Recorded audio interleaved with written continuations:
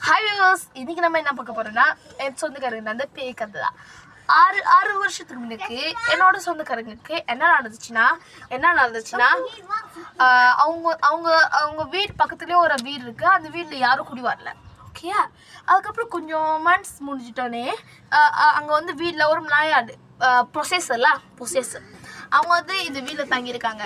அதுக்கப்புறம் தங்கிட்டானே என்ன நினச்சிச்சா, அவங்க வீட்டில் யாரோ பிளாக் மேஜிக் பண்ணியிருக்காங்க. பிளாக் மேஜிக் பண்ணுது. அதுக்கப்புறம் பண்ணிட்டு அந்த பேய் வந்து ராத்திரியில் என்ன பண்ணுது, ஒரு காற்றுள்ள ஒன்றுமே இல்லை. அந்த பேய் வந்து அப்படியே ஜாமாலாம் போட்டு உடைக்குது. அதுக்கப்புறம் அவர் டோர்ச்சர் தாங்க முடியாததுனால அவர் வந்து வீடு மாறி போயிட்டாரு. ரெண்டாவது தமிழ்நாடு வந்தாங்க.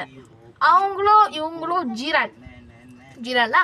அதுக்கப்புறம் த்ரீனால் வந்துட்டோன்னே அவங்க ரெண்டு பேரும் ஜீரானா ஆயிட்டோன்னே என்ன ஆச்சுன்னா, அந்த சொந்தக்காரங்க அவங்க வீட்டில் உள்ள அந்த பேய் அந்த பிள்ளைங்க இருக்காங்களே, அந்த பிள்ளை மாதிரி இன்னொரு பேய் வந்து அந்த உருவத்தில் வந்து அந்த வீட்டுக்குள்ளே பூந்து சொல்லியிருக்கு, நீங்கள் இந்த வீட்டில் இருக்கக்கூடாது, நீங்கள் உடனே வீடு மாதிரி போகணும்னு சொல்லிட்டு அது திடீர்னு கண்ணு திறக்கிறதுக்குள்ள மறைஞ்சு போச்சு.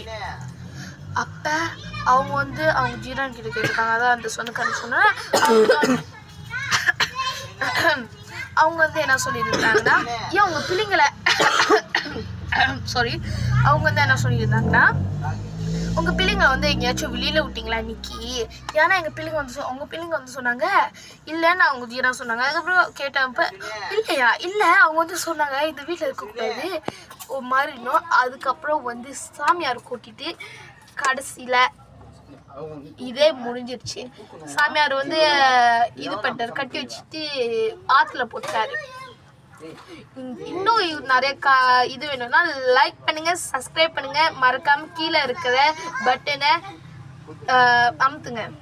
பாய்.